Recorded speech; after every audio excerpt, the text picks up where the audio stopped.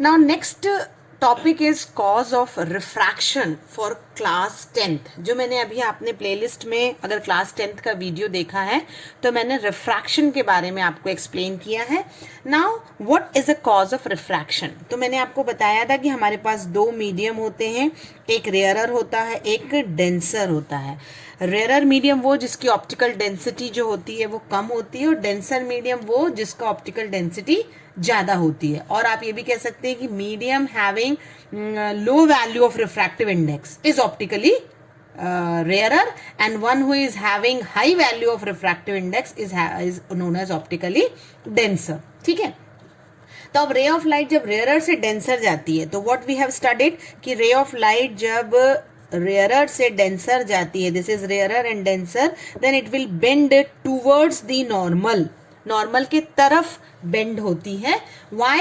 Because light travel slow in denser, यहाँ denser में light की स्पीड कम हो जाती है than in rarer. As a result what will happen, change in the direction of light in denser medium increases. Correct? तो आपने कहा कि जब लाइट रे रेयरर से डेंसर जाती है तो light travel slow in denser then in the rarer medium, so as a result what will happen, change in the direction of light in denser medium will increase, इसका change जो है वो बढ़ जाएगा। ऑन द अदर साइड हम क्या बताते हैं कि जब रे ऑफ लाइट डेंसर से रेयरर जाती है तो bending is away from the normal. Away का क्या मतलब हुआ? When light goes from denser to rarer, speed of light in rarer will increase, यहाँ बढ़ेगी स्पीड ऑफ लाइट, और जब इंक्रीज होगी तो as a result light will bend away from the normal, यहां से दूर हो जाएगी। ठीक है, अब इसको हम कॉज ऑफ रिफ्रैक्शन जो है हम ये प्रूफ भी करके बताएंगे अभी कि कैसे एंगल के हिसाब से वेरिएशन होगा। यानी ऐप से एक्सप्लेनेशन पूछा जा सकता है कि जब रे ऑफ लाइट रेयरर से डेंसर या डेंसर से रेयरर जाती है then why this is the case कि दिस बेंडिंग टूवर्ड्स और अवे। तो इन जनरल आप क्या बता सकते हैं? Because the speed of light is changing when goes from one medium to another, there is a refraction, change of light होता है तो रिफ्रैक्शन होता है। ठीक है, अब देखिए मैं पहला आपको बताने जा रही हूं कि when the light travel from one medium to another, let from rarer to denser. तो पहला जो मैं केस आपको बता रही हूं, इस केस में हमारी लाइट कहां से कहां जा रही है?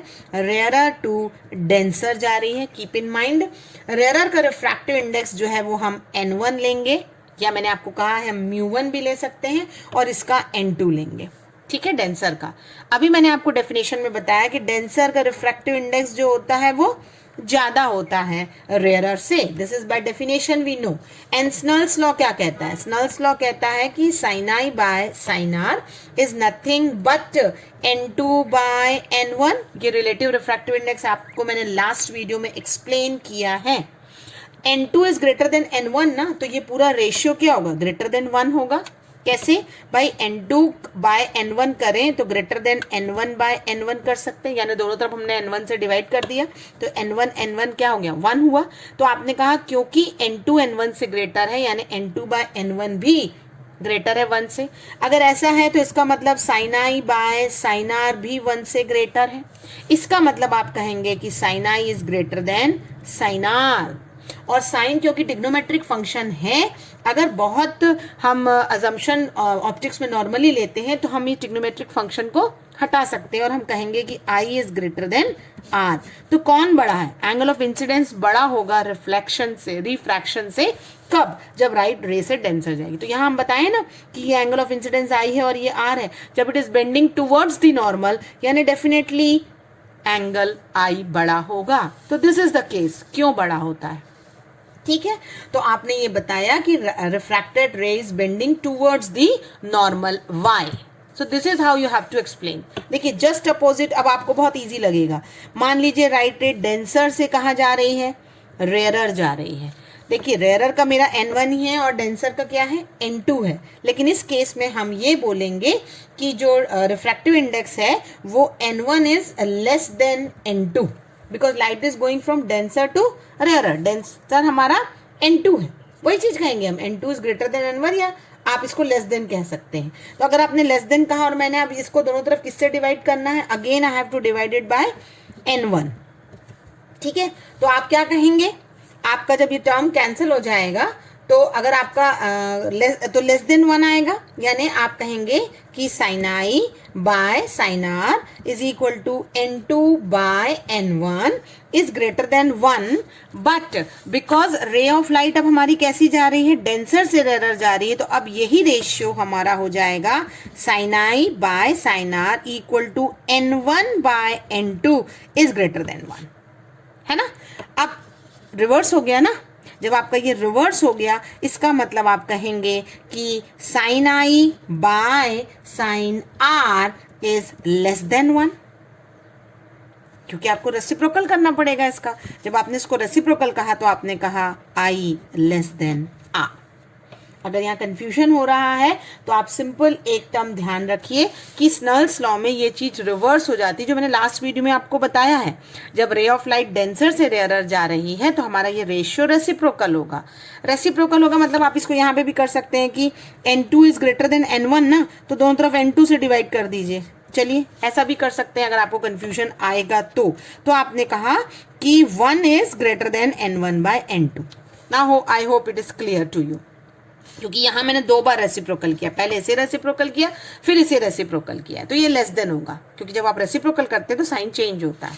अब हम इसे कह सकते हैं ना कि sine I by sine R, okay, sine I by sine are is less than 1, क्योंकि यहां पे आपने डायरेक्ट इसकी वैल्यू पुटअप कर दी N1 बाय N2 की, ठीक है। तो आपने कहा कि I is less then R। ये दोनों तरीके की आप कोई भी तरीका अपना सकते हैं, anything you can say.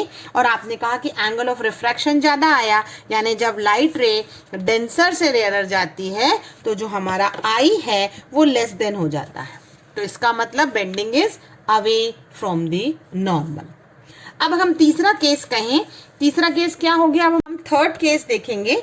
Third case में जब रे ऑफ लाइट जो है हमारी स्ट्रेट सरफेस पर आती है, 90 डिग्री के साथ फॉल करेगी इंटरफेस पर, मान लीजिए ये आपका एयर है और ये आपका ग्लास है, तो वो सीधा चली जाएगी, ओके। इसका मतलब आपने बताया कि एंगल ऑफ इंसिडेंस कितना है, 0 डिग्री है। Then what will be R, you have to find। तो हम जानते हैं कि sine I by sine r क्या होता है, it is N2 by N1, जहां N1 रेयरर है और N2 जो है वो डेंसर है। आप जरा रेशियो पे ध्यान देंगे, या तो आप इसको रेसिप्रोकल करेंगे या इसको रेसिप्रोकल करेंगे, depending upon what you want to take. अब यहाँ पे क्या हुआ, व्हाट इज साइन आर, अगर मैं क्रॉस मल्टीप्लाई करूं तो साइन आर क्या हो जाएगा, N1 बाय N2 साइन आई हो जाएगा ना, क्योंकि मुझे R निकालना है। और साइन आई में I 0 डिग्री है और साइन 0 जो होता है वो 0 होता है। इसका मतलब साइन R क्या मिला, मुझे 0 मिल गया, यानी R इज 0। तो अगर I आप स्ट्रेट फॉल कर रहे हैं इंटरफेस पर, सीधा जा रहे हैं, एंगल ऑफ इंसिडेंस जो है वो 0 है, तो आपका एंगल ऑफ रिफ्रैक्शन भी 0 होगा, वो वैसे ही सीधा स्ट्रेट लाइन निकल जाएगा।